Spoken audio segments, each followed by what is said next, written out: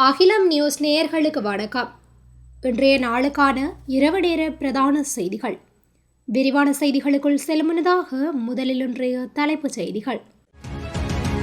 இலங்கை முழுவதும் பலப்படுத்தப்பட்டுள்ள பாதுகாப்பு. கொழும்பில் இன்று முதல் மீண்டும் 24 மணி நேர நீர்வெட்டு. நீண்ட நாட்களுக்கு பின் மீண்டும் கைவிலங்குடன் பிள்ளையான். மத்திய கிழக்கு எதிரொலி. கையடக்க தொலைபேசிகளுக்கு வரும் SMS தொடர்பில் எச்சரிக்கை. காட்டுக்கு தீ வைத்த சந்தேக நபருக்கு அபராதம். பலத்த மின்னல் தொடர்பில் எச்சரிக்கை. வீட்டிலிருந்து வேலை செய்வது குறித்த ஆலோசனைகள் ஆரம்பம். பிறப்பு சான்றிதழ் இல்லாவிடிலும் பாடசாலையில் அனுமதிக்க முடியும். தொடர்பென விரிவான செய்திகள். சித்திரை புத்தாண்டு காலப்பகுதியில் பொதுமக்களின் பாதுகாப்பை உறுதிப்படுத்த நாடளாவிய ரீதியில் விசேட பாதுகாப்பு திட்டங்கள் முன்னெடுக்கப்பட உள்ளன. அதற்கமைய போக்குவரத்து நடவடிக்கைகளுக்காக 10,000 போலீசார் கடமையில் ஈடுபடுத்தப்பட உள்ளதாக போலீஸ் ஊடக பேச்சாளர் உதவி போலீஸ் அத்தியட்சகர் உதயகுமார புட்லர் தெரிவித்துள்ளார். பத்ரமுள்ள பகுதியில் இன்று வியாழக்கிழமை இடம்பெற்ற விசேட செய்தியாளர் சந்திப்பின் போதே அவர் மேற்கண்டவாறு குறிப்பிட்டுள்ளார்.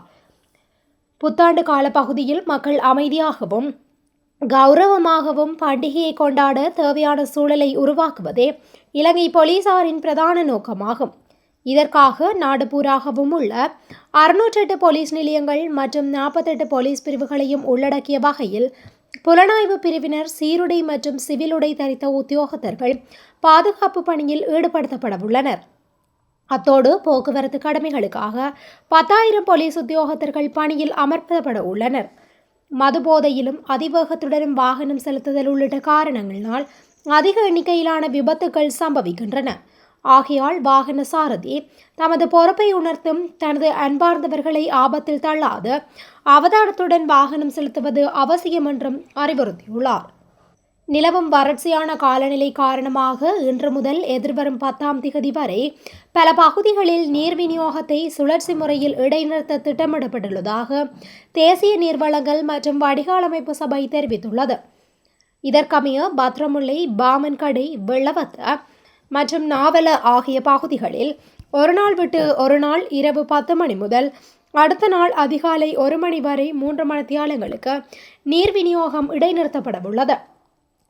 குறித்த பகுதிகளுக்கு நீர்வளங்கள் சபையினால் குறுஞ்செய்தி மூலம் முன்கூட்டியே அறிவிக்கப்படும் என தெரிவிக்கப்பட்டுள்ளது. அதன்படி பாதுக்கை, ஹோமாகம மற்றும் பெலன்வத்த ஆகிய பகுதிகளில் கட்டம் கட்டமாக 24 மணி நேர நீர்வெட்டு நடைமுறைப்படுத்தப்பட உள்ளதாக தேசிய நீர்வளங்கள் மற்றும் வடிகால் அமைப்பு சபை தெரிவித்துள்ளது. லபுகம மற்றும் கெலடுவாவு பிரதேசங்களில் உள்ள நீர்த்தேக்கங்களில் நீர் உற்பத்தி மட்டுப்படுத்தப்பட்டுள்ளதன் காரணமாக இந்த தீர்மானம் எடுக்கப்பட்டுள்ளது. இதற்கமைய பாதுக்க பகுதியில் இன்று இரவு 8 மணி முதல் நாளை இரவு 8 மணி வரை 24 மணி நேர நீர்வெட்டு நடைமுறைப்படுத்தப்படும். அதன் பின்னர் அப்பகுதிகளுக்கு தொடர்ந்து 4 நாட்களுக்கு நீர் விநியோகம் செய்யப்படும் என அவர் குறிப்பிட்டார். மீண்டும் ஏப்ரல் மாதம் 7ஆம் திகதி பாதுகைக்கான நீர் விநியோகம் நிறுத்தப்பட உள்ளது. ஹோமாகம பகுதியில் ஏப்ரல் மாதம் 3ஆம் திகதி இரவு 8 மணி முதல் 4ஆம் திகதி இரவு 8 மணி வரை 24 மணி நேர நீர்வெட்டு நடைமுறைப்படுத்தப்படும். அந்த பகுதிக்கும் தொடர்ந்து 4 நாட்களுக்கு நீர் விநியோகம் செய்ய நடவடிக்கை எடுக்கப்படும் என அறிவிக்கப்பட்டுள்ளது.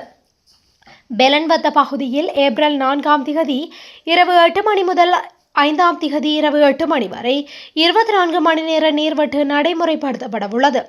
அதன் பின்னர் 4 நாட்களுக்கு தொடர்ந்து நீர் விநியோகிக்கப்பட்டு மீண்டும் 9ஆம் திகதி அந்த வலயத்திற்கான நீர் விநியோகம் நிறுத்தப்படும் என அறிவிக்கப்பட்டுள்ளது. கடந்த 2006ஆம் ஆண்டு கிழக்கு பல்கலைக்கழகத்தின் முன்னாள் உபவேந்தர் பேராசிரியர் சி. ரவீந்திரநாத் கொழும்பில் கடத்தப்பட்டு காணாமல் ஆக்கப்பட்ட சம்பவம் தொடர்பில் முன்னாள் இராஜாங்க அமைச்சர் பிள்ளையான் என்ற சிவநேசத்துறை சந்திரகாந்தனை தொடர்ந்து விளக்கமறியலில் வைக்குமாறு உத்தரவிடப்பட்டுள்ளது. கல்கிசை நீதவான் நீதிமன்றில் இன்று முன்னிலைப்படுத்தப்பட்ட போதே இந்த உத்தரவு பிறப்பிக்கப்பட்டுள்ளது. இதன்போது பேராசிரியர் ரவீந்திரநாத் கடத்தல் மற்றும் ஏனைய குற்றச்சாட்டுகள் தொடர்பில் சட்டமா அதிபரின் ஆலோசனை கிடைக்கும் வரை பிள்ளையானை விளக்கமறியலில் வைக்குமாறு கல்கிசை நீதவான் உத்தரவிட்டுள்ளார். கடந்த 2025 ஏப்ரல் 8ஆம் திகதி குற்றப்புலனாய்வு திணைக்களத்தால் கைது செய்யப்பட்ட அவர் சுமார் 359 நாட்கள் தடுப்பு காவலில் வைக்கப்பட்டு தொடர்ச்சியாக விசாரணைக்கு உட்படுத்தப்பட்டிருந்தமை குறிப்பிடத்தக்கது. மத்திய கிழக்கு மோதலால் ஏற்பட்டுள்ள எரிபொருள் மற்றும் வலசக்தி சவால்களை சமாளிக்கும் வகையில் ஏப்ரல் 16ஆம் மற்றும் 17ஆம் திகதிகளில் பொது சேவைகளை நிகழ்நிலையில் நடத்துவதற்கான சாத்தியக்கூறுகளை இலங்கை அதிகாரிகள் ஆய்வு செய்து வருகின்றனர்.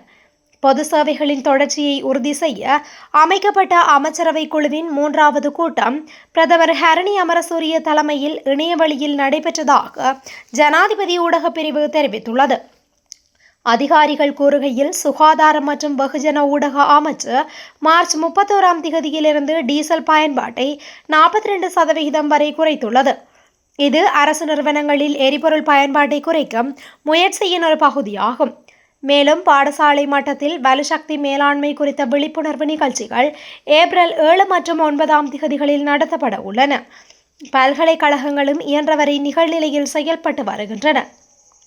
அத்தோடு கிராம உத்தியோகத்தர்களுக்கான நுழைவு பரீட்சை உள்ளிட்ட பரீட்சைகள் திட்டமிட்டபடி நடத்தப்பட்டதாக பொது நிர்வாக அமைச்சு குழுவிடம் தெரிவித்துள்ளது. போக்குவரத்து, டிஜிட்டல் பொருளாதாரம் மற்றும் நீதி உள்ளிட்ட பல அமைச்சுக்கள் அத்தியாவசிய ஊழியர்களை பணியமர்த்தியும் இணையவழி முறைகளை பயன்படுத்தியும் சேவைகளை தொடர்ந்து வழங்கி வருகின்றமை குறிப்பிடத்தக்கது.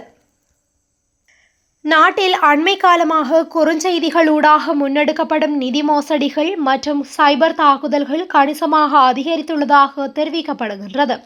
எனவே கையடக தொலைபேசிகளுக்கு வரும் சந்தேகத்திற்கிடமான குறுஞ்செய்திகள் மற்றும் இணைய இணைப்புகள் குறித்து பொதுமக்கள் மிகவும் அவதானமாக இருக்குமாறு காவல்துறை ஊடகப் பிரிவு அவசர எச்சரிக்கையை விடுத்துள்ளது. இதுகுறித்து காவல்துறை வெளியிட்டுள்ள வழிகாட்டல்களில் குறிப்பிடப்பட்டுள்ளதாவது: உங்களுக்கு வரும் குறுஞ்செய்திகளில் உள்ள இணைய இணைப்புகளை கிளிக் செய்வதற்கு முன்னர் அதன் இறுதி பகுதியை நன்கு அவதானிக்க வேண்டும். குறிப்பாக .net, .xyz மற்றும் .cc போன்ற வழமைக்கு மாறான முனைகளை கொண்ட இணைய இணைப்புகளை திறக்க வேண்டாம் என அறிவுறுத்தப்பட்டுள்ளது. இவ்வாறான இணைய முகவரிகள் பெரும்பாலும் தனிநபர் தரவுகளை திருடுவதற்கும் வங்கிக் கணக்குகளில் உள்ள பணத்தை மோசடி செய்வதற்கும் பயன்படுத்தப்படுகின்றமை குறிப்பிடத்தக்கது. ஹட்டன் ரிகார்டன் வன காப்பகத்திற்கு தீ வைத்த சந்தேக நபர் ஹட்டன் வனத்துறை அலுவலக அதிகாரிகளால் நேற்று சந்தேகத்தின் பேரில் கைது செய்யப்பட்டு இன்று ஹட்டன் நீதவான் நீதிமன்றில் முன்னிலைப்படுத்தப்பட்ட போது ரூபாய் 91,100 அபராதம் விதிக்கப்பட்டுள்ளது.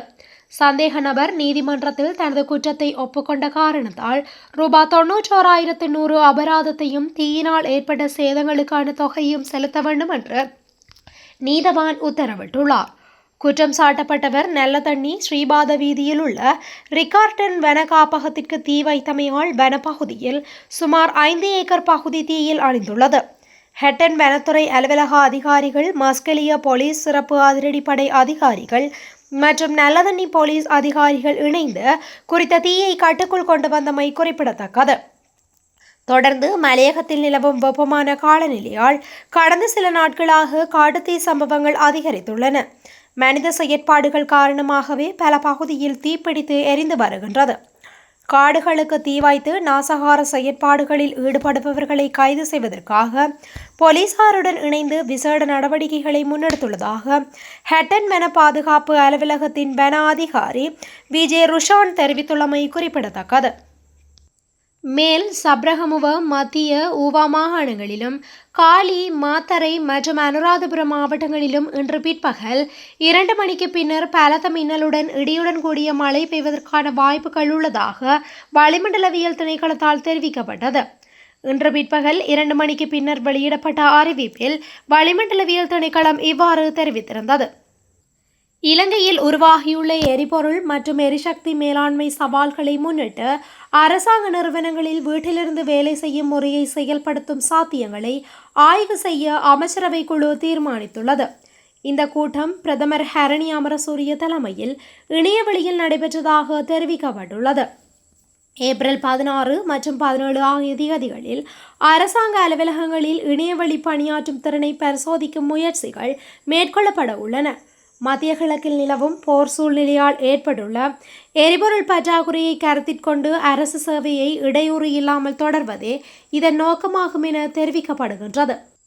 பிறப்பு சான்றிதழ் இல்லை என்ற காரணத்திற்காக எந்தவொரு பிள்ளையையும் பாடசாலையில் அனுமதிப்பதை மறுக்க முடியாது என சிறுவர் மற்றும் மகளிர் விவகார அமைச்சர் சரோஜா சாவித்ரி போல்ராஜ் தெரிவித்துள்ளார்.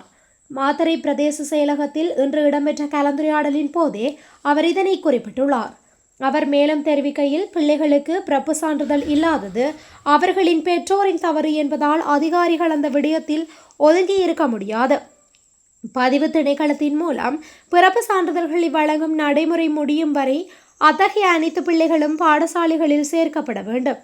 பிறப்பு சான்றிதழ் இல்லை என்ற காரணத்திற்காக எந்தவொரு பிள்ளையையும் பாடசாலையில் சேர்க்க மறுக்க முடியாது என அனைத்து வலய கல்வி பணிப்பாளர்களுக்கும் அறிவுறுத்தப்பட்டுள்ளமை குறிப்பிடத்தக்கது. இத்துடன் இன்றைய நாளுக்கான இரவு நேர பிரதான செய்திகள் நிறைவடைகின்றன. தொடர்ந்து இதுபோன்ற செய்திகளை உடனுக்குடன் அறிந்து கொள்ள அகிலம் நியூஸுடன் இணைந்திருங்கள். நன்றி, வணக்கம்.